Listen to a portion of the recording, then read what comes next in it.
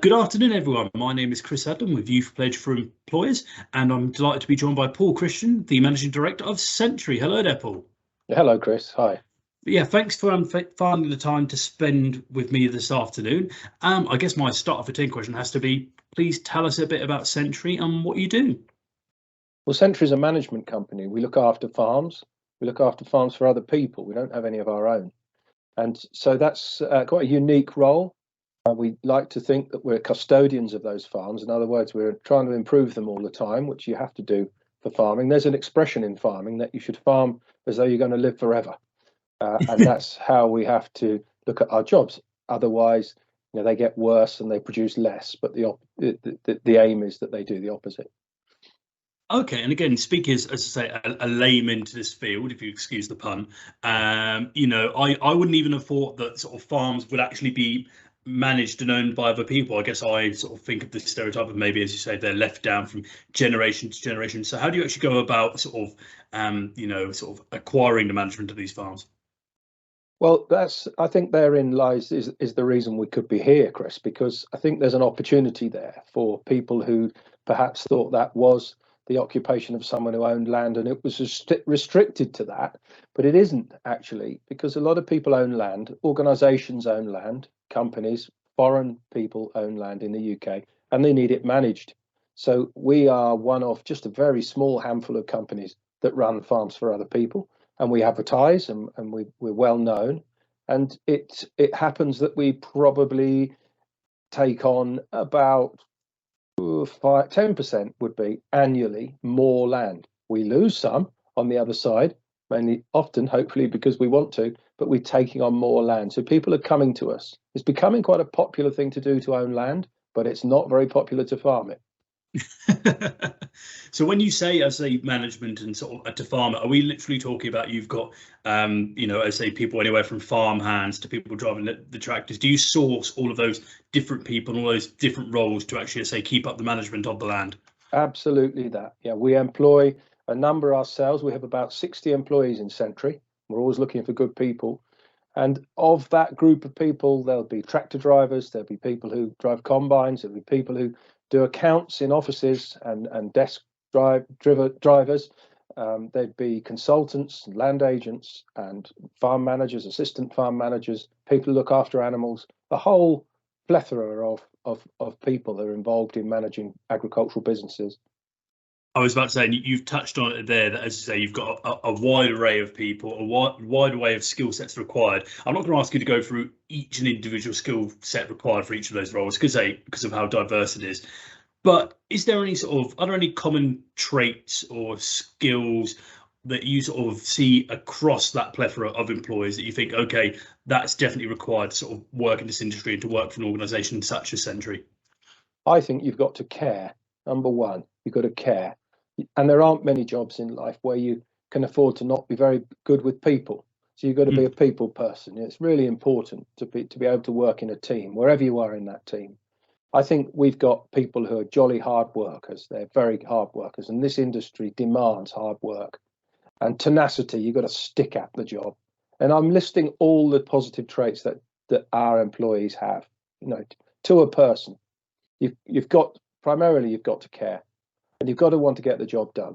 So I haven't listed any trait there that you would specifically associate with agriculture, but they're the traits basically. If people have got those, and a sense of duty is very important. If you've got those, you can hang any set of skills on those, and you'll always do well.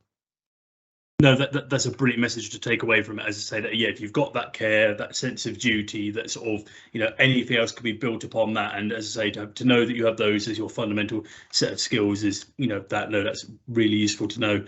I guess you didn't, if you don't mind me saying, sort of wake up one day and say, I want to be the managing director of a farm management, company. So can you just tell us a little bit of sort of about your career journey and how you came to be where you are today?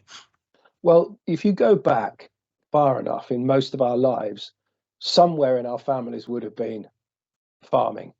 Yeah. Even if you went back X generations, and my generations were fairly close to me. So my grandfathers were farmers and uncles and aunts. So it's always been there. And it's one of those things that I was at school and I just knew what I wanted to do. It's never been a very lucrative job. I am now the managing director of this company, but I've started at the bottom and I worked my way up. And I do believe this is one of those industries that if you're going to do well, you start at the bottom rung of the ladder and you work your way up. If you jump on the ladder halfway up because you've had a lucky break or you've a degree, you won't have the same depth of knowledge of the industry as I have starting at the bottom. When you say you started at the bottom, what kind of roles did you do on your way up? Too young to drive on the road, therefore sweeping. A brush was a very common tool that I was using, and I've swept and swept and swept, and I've done it. Looked after pigs and looked after cattle and lambed sheep. I've worked my way literally up from the bottom. Harvest time was often, we are talking 40 years ago now, very hands-on, a lot of shoveling, so you were the student, the boy, and you got the boys' jobs. But it didn't do me any harm. And looking back, I think I liked it. I think it did me good. It did me really well. And as I went on, I moved from farm to farm. So I've worked on a lot of farms. I've worked in Poland, I worked in Ukraine, and it's all good character building stuff. And it gives you a sort of safety net of experience that you can't really describe and you can't really put your finger on, but it's there. And you're probably drawing on it every day in one way or another.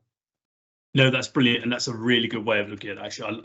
An idea of a safety net, yeah, as you say, that you build up this little portfolio of experiences, from the bottom up, and those will serve you in all your experiences going forward, no matter which tier of the company you're in.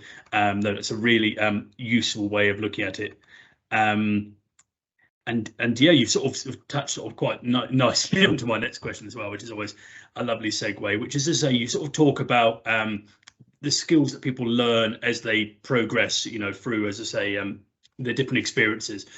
Within Sentry, are there particular skills, courses, or sort of things that you sort of provide an opportunity for people to learn as they go through? Well, it's an interesting one because we're an employee-owned company. There's not many employee-owned structures in agriculture. It's a growing setup in the UK amongst business, but in agriculture, we're very few, and I actually don't know of anyone else. Certainly not that does our job. So for me and for us, it's essential that we take on people who want to stay with us.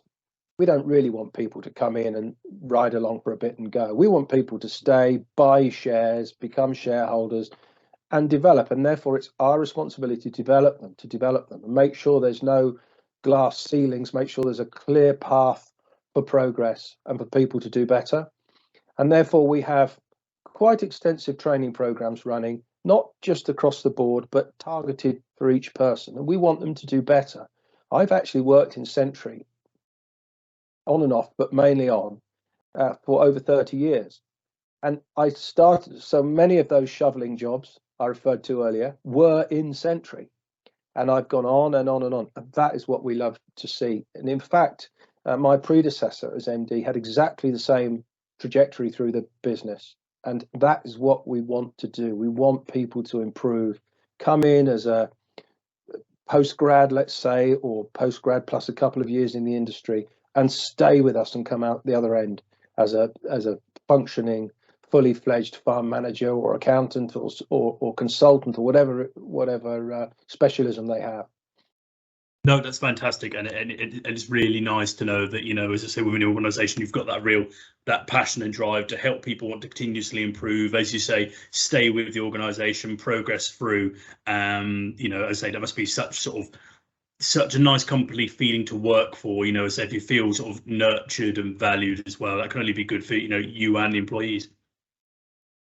And I guess my sort of next question would be, is one of the sort of aspects of Youth Pledge, and one of our goals is to really sort of drill down into what is involved in a day-to-day basis. I know it's the most cliche and probably difficult question to answer in the world, but for you or some of your employees, if you had to summarize a typical day, what kind of things would that involve? Well, if I pick a farm manager, okay, perhaps arable farm manager's role, it used to be very seasonal, actually. They used to call this a way of life. you worked quite hard in the summer and you had your winter skiing or whatever else took your fancy. But it doesn't seem to be like that anymore. So our managers would all have their name on top of their business budget. So they're fully responsible for their budgets and for their numbers. And they would be fully responsible for everything to do with that business. So if I typically started in January, which is a traditional downtime, but actually as the climate's changing and things are getting warmer, suddenly things can be happening in the fields in January. It can be ploughing, there can be spraying, there can be applying P&K and ditching. So there's always things to do. Machinery always needs servicing. We live in a time where employees have more holiday than traditionally had. So December, January and February are times where a chap may be off all month, the whole month, taking all his holiday. And then February comes, things do start growing, the fields work is building up. March the same, April, June, May, June, very busy in the fields growing their crops. Agronomy is really important. Crop husbandry is essential. At the moment, we need to have our crops working absolutely optimum, absolutely getting the best out of them because the margins are quite tight, the economic margins. And before you know where you are, they're in harvest time. Now, harvest is get up really early in the morning, work long hours, get terribly frustrated when it doesn't go well, work terribly late into the night, have a short sleep, and on. And I'm not exaggerating. If you think back this harvest to how hot it was, Chris, 40 degrees, what happened was because it was too hot to do most of the jobs in the day because of the risk of fires, which we all saw, and also you can't cut grain when it's 5% moisture. It's just crazy. So basically that I've just described was happening in the night time. Oh, Christ. My guys, it was very common, but nobody sent out a strategy paper or a policy. They all thought this is the way to do it, to get the job done. So they moved. So they had long days and it was tough. So then we've come into the autumn. Now, autumn is a time of planting, getting next year's crops ready. And they're long evenings, early mornings. I'm describing probably 20 weeks of hard work. And that's where you need tenacity. And for those that don't know what tenacity means, it means you can stick at something and get the job done. And then you're coming up to this time of year where things are slowing down in the fields. It's raining. Start to think about cutting hedges, servicing equipment, and going back to those holidays, trying to get our holidays used up. I mean, that's such a brilliant sort of, as I say, and again, I know it's so difficult to provide a typical day, but I love how you sort of summarize the typical season as well there. And that's brilliant. And you've actually sort of gone and almost completely covered my next question, which I was going to ask sort of about, what is it sort of the challenges, the good days and the bad days. But I think you've broken that down really sort of nicely there, and to show that, the points in the season, ways you say you need that tenacity, you need that sort of passion for what you're doing. And again, I guess this goes back to the sort of, as you say, that company philosophy you have of really sort of encouraging people and wanting them to develop. If you're sort of in a company that embraces you and values you, it carries you through those times when, as I say, you need to be more tenacious and you need to have that drive. Absolutely, yeah.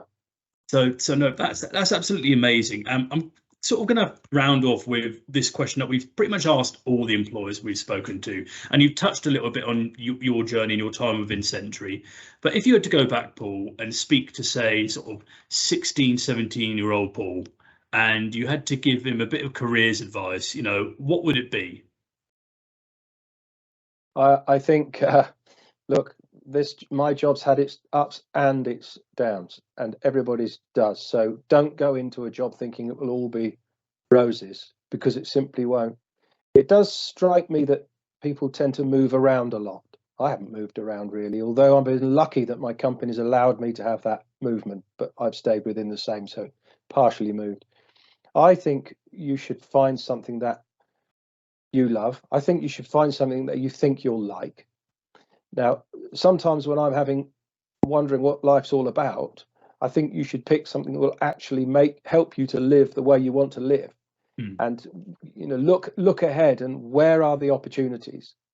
And that, because every decade has its opportunities. I know for a fact there's opportunities. There's jobs now which are undersupplied and therefore they're well paid. They won't stay like that forever. They'll become supplied, but try and find them first and see if you might like some of those challenges, because there's opportunities in every field.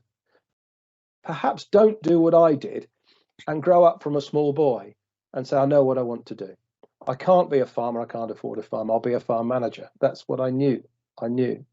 So I doubt when I was 16 or 17, you would have been able to persuade me otherwise. But I've got a daughter who doesn't really know what she wants to do at the moment, and she's that age. My view would be pick the sector that you like the sound of and go and see where the opportunities are. That's a great sort of note to end on, and I love the idea of say just find an area that you're passionate about, something you like, and say go out there and explore those opportunities. I think that's a great note to end on. And again, Paul, thank you for your time this afternoon. No, pleasure. Nice to meet you all. Thank you. Bye.